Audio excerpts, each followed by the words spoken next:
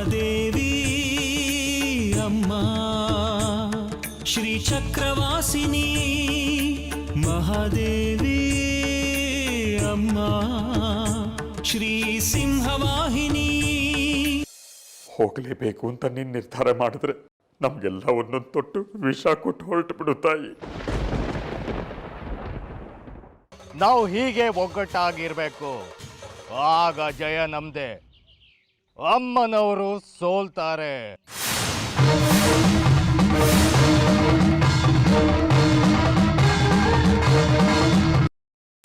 ಅಮ್ಮ ತೋರಮ್ಮ, ಶ್ರೀಚಕ್ರವನ್ನ ತೋರಮ್ಮ.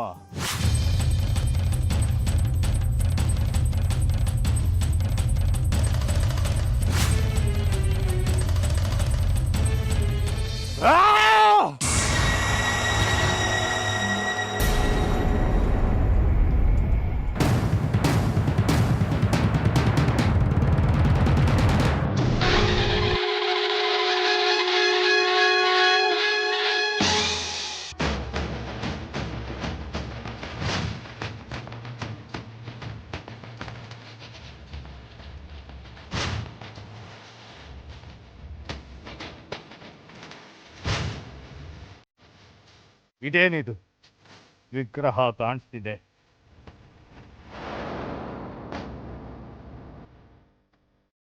ಯಾವ ವಿಗ್ರಹ ಇದು? ವಿಗ್ರಹ? ಶ್ರೀಚಕ್ರ ಬಿಟ್ಟು ವಿಗ್ರಹ ಯಾಕೆ ಕಾಣಿಸ್ತಾ ಇದೆ? ನಾವೇನೋ ಕೇಳ್ಕೊಂಡ್ರೆ ಅದೇನೋ ತೋರಿಸ್ತಾ ಇದೆ. ಸರಿಯಾಗಿ ನೋಡು ಕಡ್ಕಿ, ಶ್ರೀಚಕ್ರನ ನೆನಪು ಮಾಡಿಕೊಂಡು ಮತ್ತೆ ಪ್ರಶ್ನೆ ಹಾಕೋ.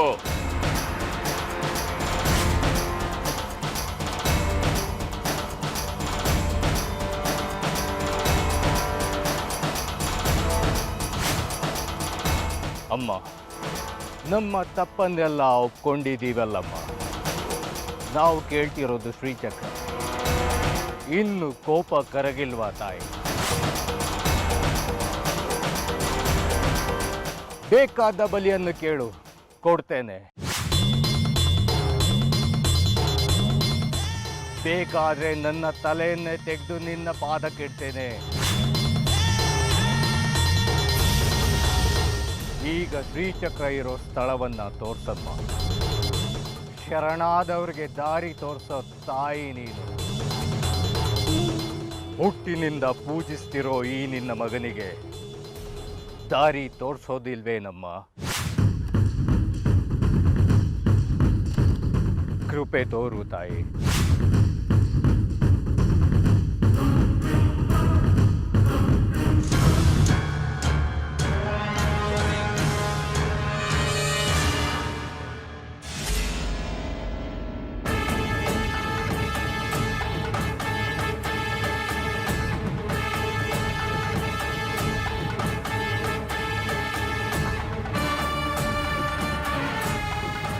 ಮತ್ತೆ ವಿಗ್ರಹನೇ ಕಾಣಿಸ್ತಾ ಇದೆಯಲ್ಲ, ಶ್ರೀಚಕ್ರನೇ ಕಾಣಿಸ್ತಾ ಇಲ್ಲ. ಇದರರ್ಥ ಶ್ರೀಚಕ್ರ ಯಾವುದಾದ್ರೂ ದೇವಸ್ಥಾನದಲ್ಲಿ ಸೇರ್ಕೊಂಡ್ಬಿಟ್ಟಿದೆಯಾ ಅಂತ. ಇದು ಯಾವ ವಿಗ್ರಹ? ಅಮ್ಮನವ್ರದೇ ಇದ್ದ ಹಾಗೆ ಕಾಣ್ತಾ ಇದೆ.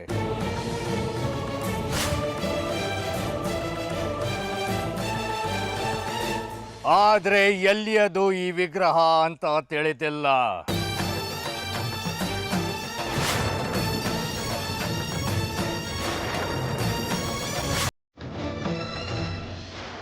ಈ ಹಡ್ಕಸ್ಬಿ ಪ್ರಯೋಗಕ್ಕಾಗಿ ಇಷ್ಟೆಲ್ಲ ಜಂಬ ಹೊಡೆದ್ಯಾ ಕಡ್ಕೆ?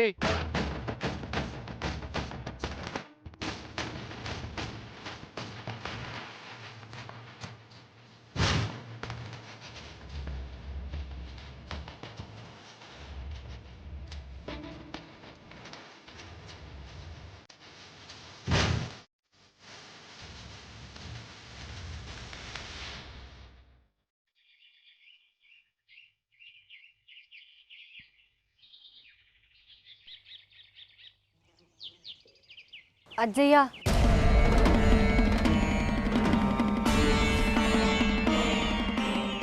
ನಾನು ಮಾಡಿದ್ದು ತಪ್ಪ ಅಜ್ಜಯ್ಯ?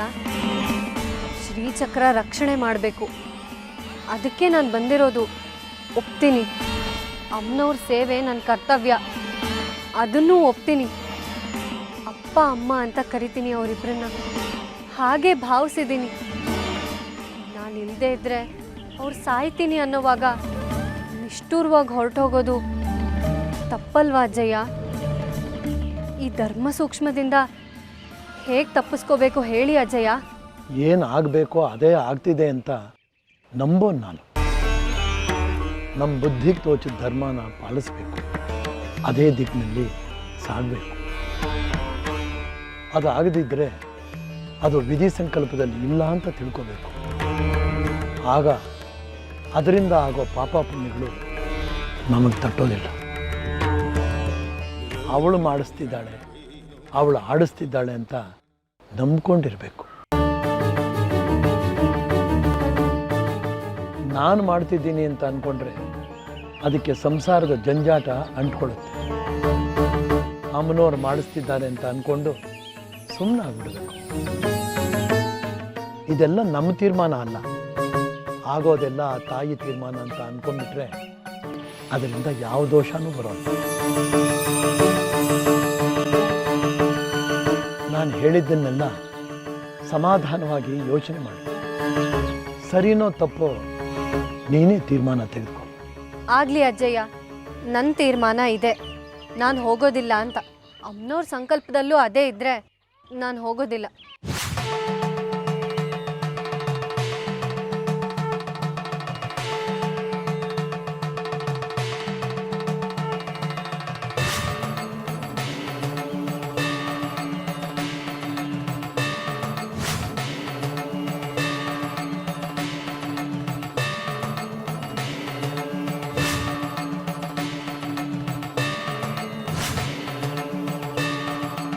ಕಾಲರುದ್ರ ಸಿದ್ದೇಶ್ವರ ಕಡ್ಕಿ, ಒಂದು ವಿಷಯ ಕೇಳಬೇಕು. ಕೇಳು, ಏನು ಅಂತ? ಅದೇನೋ ಮಂಡಲದಲ್ಲಿ ಹೊಗೆ ಹಾಕಿ ತೋರಿಸಿದ್ಯಲ್ಲ, ಅದೆಲ್ಲ ನಿಜಾನಾ? ಯಾಕೆ ಅನುಮಾನನಾ? ಮಂಡಲದಲ್ಲಿ ಏನೇನೋ ಕಾಣ್ತಿತ್ತು, ಅದೆಲ್ಲ ನಿನ್ನ ಕುತಂತ್ರನ ಅಂತ. ಯಾಕೆ ಅಂದರೆ ಈಗ ಶ್ರೀಚಕ್ರಕ್ಕೋಸ್ಕರ ಎಲ್ಲರೂ ಆಸೆ ಪಡ್ತಿದ್ದಾರೆ. ಒಬ್ಬೊಬ್ಬರಿಗೆ ಒಂದೊಂದು ರೀತಿಲಿ ಶ್ರೀಚಕ್ರ ಈಗ ಅನಿವಾರ್ಯ. ಶ್ರೀಚಕ್ರವನ್ನು ನಾವೇ ಸ್ವಂತ ಮಾಡ್ಕೋಬೇಕು ಅಂತ ಎಲ್ಲರೂ ಹಾತೊರಿತಾ ಇದ್ದೀವಿ. ಶ್ರೀಚಕ್ರ ನಮ್ಗೆ ಯಾರಿಗೂ ಕಾಣಬಾರ್ದು ಅಂತ ಬರೀ ಹೊಗೆ ಹಾಕಿ ನಮಗೆಲ್ಲ ಮಂಕು ಬೂದಿ ಹಚ್ಚಿ, ನಾವೆಲ್ಲ ಹೋದ್ಮೇಲೆ ನಿಜವಾದ ಮಂತ್ರ ಹೇಳಿ ಶ್ರೀಚಕ್ರ ಇಳಿದೆ ಅಂತ ತಿಳ್ಕೊಂಡು ಅದನ್ನು ಲಪ್ಟಾಯಿಸ್ಕೊಂಡು ಹೋಗೋ ಉಪಾಯ ಮಾಡಿಲ್ಲ ತಾನೇ? ನೀನು ನಂಬೋದಿಲ್ವಾ ನನ್ನನ್ನು ಮಾರಿಗುಡಿ? ಈಗ ಎಲ್ಲರೂ ನಂಬೋ ಥರ ನಾಟಕ ಮಾಡ್ತಿದ್ದೀವಿ. ಆದರೆ ನಮಗೂ ಗೊತ್ತು ನಾವು ಯಾರನ್ನು ನಂಬ್ತಿಲ್ಲ ಅಂತ. ಅದಕ್ಕೆ ಯಾಕೋ ಯಾರನ್ನು ನಂಬೋಕ್ಕಾಗ್ತಿಲ್ಲ ಕಾಲುರ್ದ ಸಿದ್ದೇಶ್ವರ ಕಡ್ಕಿ. ಅದು ನಿನ್ನ ಸಮಸ್ಯೆ ಮಾರಿಗುಡಿ, ನಾನೇನು ಮಾಡೋದಕ್ಕಾಗೋದಿಲ್ಲ. ಆದರೆ ಒಂದು ವಿಷಯ ನೆನಪಿಟ್ಕೋ ಕಡ್ಕಿ, ನನ್ನ ಕಣ್ಣಿಗೆ ಮಣ್ಣೆಚ್ಚೋಕೆ ಪ್ರಯತ್ನ ಪಟ್ಟರೆ ನಾನು ಏನು ಮಾಡ್ತೀನಿ ನನಗೆ ಗೊತ್ತಿಲ್ಲ. ನಿನಗೆ ಮಂತ್ರದ ಹಂಗು, ಕಡೆ ಪಕ್ಷ ಯಾವ ಮಂತ್ರ ಅಂತನಾದರೂ ಜ್ಞಾಪಕ ಇಟ್ಕೋಬೇಕು, ನಾಲ್ಗೇನಾದರೂ ಆಡಿಸ್ತಿರ್ಬೇಕು. ಆದರೆ ನನಗೆ ಬರೀ ಬೆರಳಿನ ಕೆಲಸ. 2 ಸರಿ ಕುದುರೆ ಒತ್ತಿದ್ರೆ 2 ಜೀವ ಫಟ್.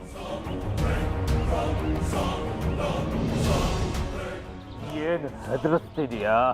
ಇಲ್ಲ, ಮುಂದಾಗೋದನ್ನ ಭವಿಷ್ಯ ಹೇಳ್ತಾ ಇದ್ದೀನಿ ಕಾಲರದ ಸಿದ್ದೇಶ್ವರ ಕಡ್ಕಿ. ನೀನು ಏನಾದರೂ ಕಂಡು ಹಿಡಿಬೇಕು ಅಂದರೆ ಮಂಡಲ, ಬೂದಿ, ಮಣ್ಣು, ಮಸಿ ಅಂತೆಲ್ಲ ನೋಡಬೇಕು. ಆದರೆ ನನಗದರ ಅವಶ್ಯಕತೆ ಇಲ್ಲ. ಅರ್ಥ ಆಯಿತು ಅನ್ಕೊಂತೀನಿ.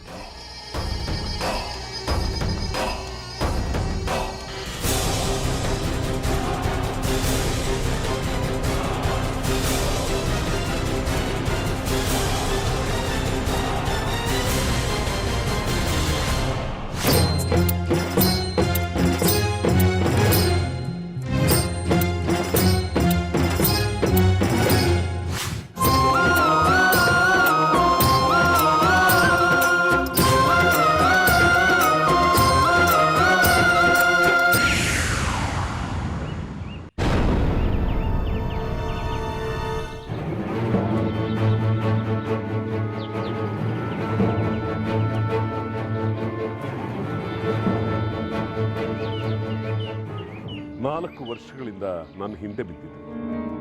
ಬ್ರಹ್ಮಸೂತ್ರದ ತಾಳೆಗರಿ ಕುಣಿಯುತ್ತ ಎಷ್ಟು ದುಂಬಾಲು ಬಿದ್ದಿದೆ. ಹೌದು, ಆದರೂ ನೀವು ಚೂಟಾಟ ಆಡಿಸ್ತಾನೆ ಇದ್ರಿ, ನನ್ನ ಮೂಗಿಗೆ ತುಪ್ಪ ಸವರ್ತಾನೆ ಇದ್ದೀರಿ. ನಾನು ಏನು ಹೇಳಿದ್ದೆ ಶ್ರೀ?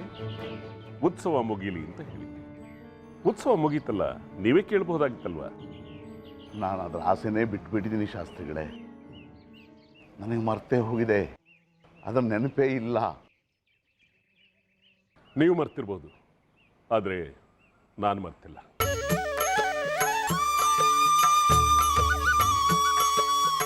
ತಗೊಳ್ಳಿ.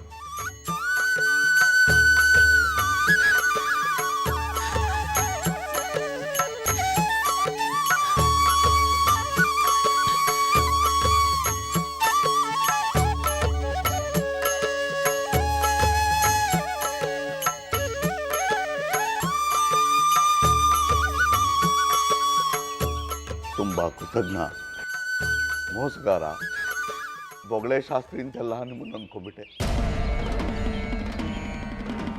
ನೀವು ನಿಜಕ್ಕೂ ತುಂಬ ದೊಡ್ಡವರು. ನನ್ನ ಸಾಧನೆಗೆ ಬೇಕಾದ ಈ ಅಮೂಲ್ಯವಾದ ಗ್ರಂಥವನ್ನು ಕಡೆಗೂ ನನಗೆ ಕೊಟ್ಬಿಟ್ರಿ. ಇದು ನಮ್ಮ ಪೂಜ್ಯ ತಂದೆಯವರ ಕೊನೆಯ ಆಸೆ ಆಗಿತ್ತು. ಈ ಸಾಧನೆ ಮಾಡೋದಕ್ಕೆ ನನಗಂತೂ ಆಗಲಿಲ್ಲ, ಅರ್ಧಕ್ಕೆ ಬಿಟ್ಟು ಹೋಗ್ತಿದ್ದೀನಿ. ನೀನಾದರೂ ಮಾಡೋ ಮಗನೇ ಅಂತ ಹೇಳ್ತಾ ನನ್ನ ತೊಡೆ ಮೇಲೆ ಅವರು ಕೊನೆ ಉಸಿರೆಳೆದರು. ಇದಕ್ಕೋಸ್ಕರ ಕಡೆಗೂ ನಿಮ್ಮನಲ್ಲಿ ಜೀತಕ್ಕೆ ಬಿದ್ದವನಾಗಿದ್ದು ಬಿಟ್ಟೆ. ಕಡೆಗೂ ಸಿಕ್ಬಿಡ್ತಿದ್ದು. ದೇಶಿಕರೇ, ಇದರ ಅವಶ್ಯಕತೆ ಎಷ್ಟು ನಿಮಗೆ ಅಂತ ನನಗೆ ಚೆನ್ನಾಗಿ ಗೊತ್ತಿದೆ. ಕಾಯಿಸಿಕೊಟ್ರೆ ಅದರ ಸದುಪಯೋಗ ಇನ್ನೂ ಹೆಚ್ಚಂತೆ. ಇದು ನಿಜ ತಾನೆ?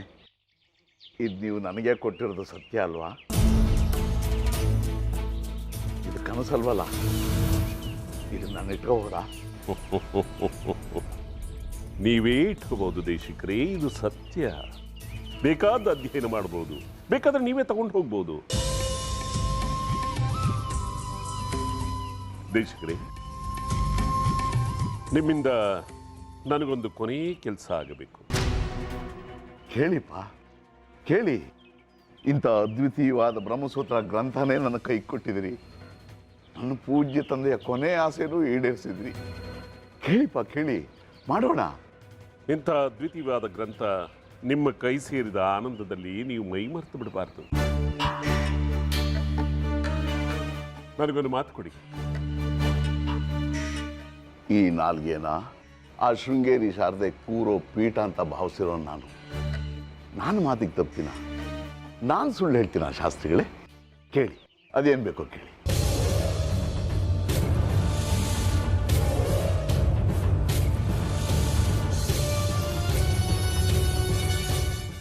ಈಗ ನನಗೆ ನಿಮ್ಮಿಂದ ಆಗಬೇಕಾಗಿರೋ ಕೆಲಸ ಏನಪ್ಪ ಅಂತ ಅಂದರೆ, ಉತ್ಸವ ಕಾಲದಲ್ಲಿ ಶ್ರೀಚಕ್ರ ಕಾಣೆಯಾಗಿ, ಅದು ನಿಮಗೂ ಗೊತ್ತಿರುವಂಥ ವಿಚಾರ. ಯಾವುದಾಗಬಾರ್ದಾಗಿತ್ತೋ ಅದಾಗೋಯ್ತು.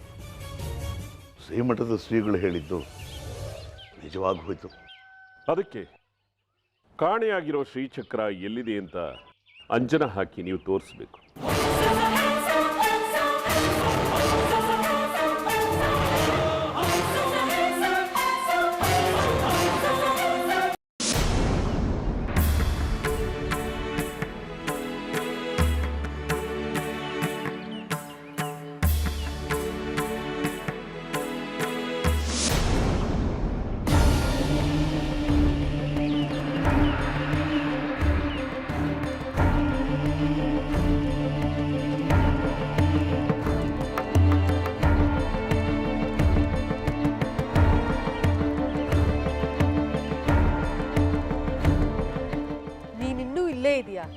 ಧರ್ಮಕ್ಷೇತ್ರಗಳಿಗೆ ಹೋಗ್ಲಿಲ್ವಾ? ಹೋಗ್ತೀನಿ. ಈಗಷ್ಟೇ ಉತ್ಸವ ಮುಗ್ದಿದ್ಯಲ್ಲ, ಎಲ್ಲ ಸುಸೂತ್ರವಾಗಿ ನಡೀಲಿಲ್ವಲ್ಲ ಮೇಷ್ಟ್ರಮ್ಮ. ಅಲ್ಲದೆ ಎಲ್ಲೂ ಹೊರಗೆ ಹೋಗೋ ಹೋಗಿಲ್ಲ ಅಂತ ಪೊಲೀಸ್ನವರು ಕಾನೂನು ಮಾಡಿದ್ದಾರೆ ಶ್ರೀಚಕ್ರ ಸಿಗೋವರೆಗೂ. ಎಲ್ಲ ಗಲಾಟೆ ಕಳ್ಕೊಂಡು ಹೋಗ್ತೀನಿ. ನನಗೆ ಗೊತ್ತಿರೋ ವಿಷಯ ನನಗೇ ಹೇಳ್ತೀಯ? ಅದೆಲ್ಲ ನಿನಗೇನು ತೊಡಕಾಗಲ್ಲ. ನೀನು ಇಷ್ಟೊತ್ತಿಗೆ ಹೊರಡಬೇಕಾಗಿತ್ತು. ವಿಗ್ರಹನ ತಗೊಂಡು ನೀನು 3 ಕ್ಷೇತ್ರಗಳಿಗೆ ಹೋಗಿ ಬರಬೇಕು. 3 ಸನ್ನಿಧಿಗಳನ್ನು ಪ್ರವೇಶಿಸದ ಹೊರತು ವಿಗ್ರಹಕ್ಕೆ ಶಕ್ತಿ ಲಭಿಸಲ್ಲ. ವಿಗ್ರಹಕ್ಕೆ ಶಕ್ತಿ ಬಂದರೆ ಶ್ರೀಚಕ್ರಕ್ಕೂ ಶಕ್ತಿ ಬಂದ ಹಾಗೆ. ಆಗ ಇಲ್ಲಿ ನಡೀತಿರೋ ದುಷ್ಟ ಕಾರ್ಯಗಳೆಲ್ಲ ದಮನವಾಗತ್ತೆ. ಹಾ, ಅವತ್ತೇ ಹೇಳಿದ್ರಲ್ಲ ಇದನ್ನೆಲ್ಲ, ನನಗೂ ನೆನಪಿದೆ. ಆದ್ರೆ ಮನೆಯಲ್ಲಿ ತಾಪತ್ರಯಗಳು, ಅದನ್ನೆಲ್ಲ ಕಳ್ಕೊಂಡು ಹೊರಡೋಣ ಅಂತ ನಾ ಹೊರಡುವಾಗ ನಿಮಗೆ ತಿಳಿಸ್ತೀನಿ ಮೇಷ್ಟ್ರಮ್ಮ. ಮನೇಲಿ ತಾಪತ್ರೇನಾ ಅಥವಾ ನಿನಗೆ ಹೊರಡೋದಕ್ಕೆ ಮನಸ್ಸಿಲ್ವಾ? ಅಯ್ಯೋ ಹಾಗೇನಿಲ್ಲ, ಅಮ್ಮನವ್ರ ಸೇವೆಗಂತಲೇ ನಾನು ಹುಟ್ಟಿರೋದು. ಶಂಕರಾಜನೂ ಅದನ್ನೇ ಹೇಳಿದ್ದಾರೆ. ನನಗ್ ಮನ್ಸಿದೆ, ಒಂದ್ಸರ್ತಿ ಹೊರಟ ಮೇಲೆ ಮನ್ಸು ಈ ಕಡೆ ಎಳಿಬಾರ್ದಲ್ವಾ? ಹೋದ್ಮೇಲೆ ಮನ್ಸು ಈ ಕಡೆಗೆ ಎಳೆದ್ರೆ ಕಷ್ಟ ಅಲ್ವಾ? ಅದಕ್ಕೆ ಮನ್ಸನ್ನ ಗಟ್ಟಿ ಮಾಡ್ಕೊಂಡು ಹೊರಡೋಣ ಅಂತ. ನಿಮಗೆ ತಿಳಿದೇ ಇರೋದೇನಿದೆ? ಇಲ್ಲ, ನಿನ್ನ ಮನಸ್ಸಿನಲ್ಲಿ ಏನೋ ದ್ವಂದ್ವ ಇದೆ. ಏನು ಅಂತ ಹೇಳು, ಪರಿಹರಿಸೋಣ. ಅದನ್ನ ಬಿಟ್ಟು ಹೋಗಕ್ಕೆ ಮನಸ್ಸಿಲ್ದೆ ಏನೇನೋ ಉತ್ತರವನ್ನ ಕೊಟ್ರೆ ಅದು ತಪ್ಪಾಗತ್ತೆ. ಇಲ್ಲ ಮೇಷ್ಟ್ರಮ್ಮ, ಹೊರಡೋದಂತೂ ಖಚಿತ, ಸಂದೇಹನೇ ಬೇಡ. ಮತ್ತಿನ್ನೇನು ಚಿಂತೆ? ಬಂಗಾರಿದ ಇನ್ನೂ ನಿನ್ನ ಮನಸ್ಸು ಅವನ ಕಡೆನೇ ಎಳಿತಿದ್ಯಾ? ಹಾಗೇನಿಲ್ಲ, ನನಗೆ ಕೆಲ್ಸಗಳಿದೆ, ನಾನು ಹೊರಡ್ತೀನಿ.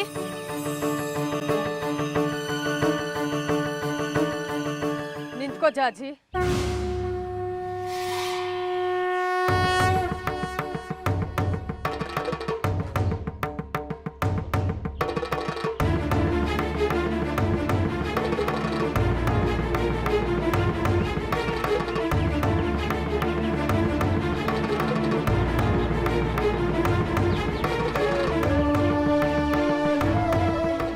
ಏನಮ್ಮ ಜಾಜಿ, ಇವತ್ತು ನಿನ್ನ ಮಾತಿನ ವರ್ಷನೇ ಬದಲಾಗಿದೆ.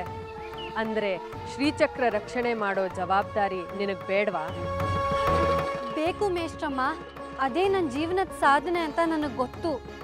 ಆದರೆ ದಿಕ್ಕಿಲ್ಲದ ನನಗೆ ಹೆತ್ತವ್ರಿಗಿಂತ ಹೆಚ್ಚಿನ ಪ್ರೀತಿ ಕೊಟ್ಟು ದಿಕ್ಕಾಗಿದ್ದಾರೆ ಇಲ್ಲಿರೋ ಅಪ್ಪ ಅಮ್ಮ. ಅವ್ರನ್ನೆಲ್ಲ ಬಿಟ್ಟು ಹೋಗ್ತೀನಿ ಅಂದರೆ ಪ್ರಾಣನೇ ಬಿಟ್ಬಿಡ್ತಾರೆ. ನೀನು ಹೀಗೆ ಯೋಚನೆ ಮಾಡಿದ್ರೆ ಇಡೀ ಊರೇ ಬರಡಾಗತ್ತೆ. ನಿನ್ನ ಅಪ್ಪ ಅಮ್ಮ ಅಂಥವರು 100 ಜನ ತಂದೆ ತಾಯಿರಿದ್ದಾರೆ. ಅವರು ಅವರ ಮಕ್ಕಳುಗಳನ್ನ ಕಳ್ಕೊತಾರೆ, ಬಂಧು ಬಾಂಧವರನ್ನ ಕಳ್ಕೊತಾರೆ. ಅದು ಪರವಾಗಿಲ್ವಾ? ಧರ್ಮ ಸಂಕಟಕ್ಕೆ ಈಡು ಮಾಡಬೇಡಿ ನನ್ನನ್ನು. ನಾನೇನು ಮಾಡಲಿ ಹೇಳಿ? ಅವರು ಬಿಡ್ತಿಲ್ಲ ನನ್ನನ್ನು. ನಿನಗೆ ಅನುಮತಿ ನೀಡಬೇಕಾಗಿರೋರು ಅಮ್ಮನವರು. ನೀನು ಮಾತು ಕೇಳಬೇಕಾಗಿರೋದು ಆ ಮಹಾತಾಯಿದು. ಅವಳ ಇಚ್ಛೆಯನ್ನೇ ನಾನು ಹೇಳ್ತಾ ಇರೋದು. ಅವಳ ಆದೇಶಕ್ಕಿಂತ ನಿನಗೆ ನಂಟು ಸಂಬಂಧಗಳ ಮಮತೆನೇ ಹೆಚ್ಚಾಯ್ತಾ? ನೀವು ಬೇಕಾದ ಹೇಳಿ ಮೇಷ್ಟ್ರಮ್ಮ, ಅವ್ರ ಮಾತು ಮೀರಿ ಅವ್ರ ನಂಬಿಕೆಗಳನ್ನ ದಾಟಿ ಹೋಗೋದಕ್ಕಾಗೋದಿಲ್ಲ ನನಗೆ. ನೀನು ಧರ್ಮಕ್ಷೇತ್ರಗಳಿಗೆ ಹೋಗೋದಿಲ್ವಾ? ಇದೇ ನಿನ್ನ ಕೊನೆ ಮಾತಾ? ನಾನು ಹೋಗಬಾರ್ದು ಅನ್ನೋದೇ ಅಮ್ಮನವ್ರ ಸಂಕಲ್ಪನೋ ಏನೋ, ಅದಕ್ಕೆ ಅಪ್ಪ ಅಮ್ಮನ ಬಾಯಿಂದ ಹೇಳ್ಸಿದ್ದಾರೆ. ಅಮ್ಮನವರ ಸಂಕಲ್ಪನೇ ನಾನು ಹೇಳ್ತಾ ಇರೋದು. ನೀನು ಹೋಗಬೇಕು ಅನ್ನೋದೇ ಅಮ್ಮನವರ ಅಂತಿಮ ಸಂಕಲ್ಪ. ಇಲ್ಲ ಮೇಷ್ಟ್ರಮ್ಮ, ಇದನ್ನ ನೀವೆಲ್ಲ ಹೇಳಬೇಕಾದ್ದು. ಅಮ್ಮನವರೇ ಖುದ್ದಾಗಿ ಹೇಳಿ. ತಪ್ಪಿಸ್ಕೊಳ್ಳೋದಕ್ಕೆ ಒಳದಾರಿ ಹುಡುಕ್ತಾ ಇದೆಯಾ? ನಂಟು ಸಂಬಂಧಗಳ ಭಾವನೆ ನಿಮಗೆ ಅರ್ಥ ಆಗೋದಿಲ್ಲ ಮೇಷ್ಟ್ರಮ್ಮ. 3 ಹೊತ್ತು ದೇವಸ್ಥಾನದ ಮುಂದೆ ವ್ಯಾಪಾರ ಮಾಡ್ಕೊಂಡು ಕೂತಿರ್ತೀರಾ. ನಿಮ್ಮ ಮನೆಯವ್ರ ಪ್ರೀತಿ ಭಾವನೆಗಳು ಯಾವತ್ತಾರು ತಿಳ್ಕೊಂಡಿದ್ದೀರಾ?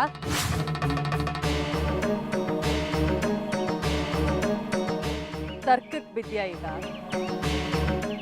ನನ್ನ ಸಂಬಂಧಗಳ ಭಾವನೆಯನ್ನ, ನನ್ನ ಪ್ರೀತಿ ಪಾತ್ರರು ಯಾರು ಅನ್ನೋದನ್ನ ತಿಳ್ಕೊಳ್ಳೋದಕ್ಕೆ ನಿನಗೆ ಇನ್ನೂ ಸಮಯ ಕೂಡು ಬಂದಿಲ್ಲ. ಈಗ ಕೊನೆಯದಾಗಿ ಹೇಳು, ವಿಗ್ರಹನ ತಗೊಂಡು ನಾನು ಹೇಳಿದ ಧರ್ಮಕ್ಷೇತ್ರಗಳಿಗೆ ಹೋಗ್ತ್ಯಾ, ಹೋಗಲ್ವಾ? ಕ್ಷಮಿಸ್ಬಿಡಿ ಮೇಷ್ಟ್ರಮ್ಮ, ನೀವೆಷ್ಟೇ ಒತ್ತಾಯ ಮಾಡಿದ್ರು ಅಷ್ಟೇ. ನನ್ನ ಅಪ್ಪ ಅಮ್ಮನ ಬಿಟ್ಟು ನನ್ಗೆ ಹೋಗೋದಕ್ಕಾಗೋದಿಲ್ಲ.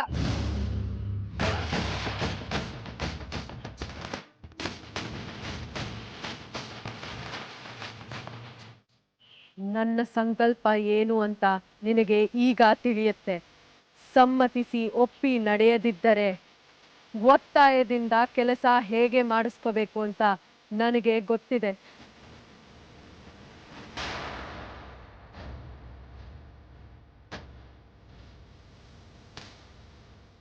ವಿಗ್ರಹ ಶ್ರೀಚಕ್ರದೊಂದಿಗೆ ನಿನ್ನ ಪ್ರಯಾಣ ಈ ಕ್ಷಣದಿಂದ ಶುರುವಾಗಲಿದೆ.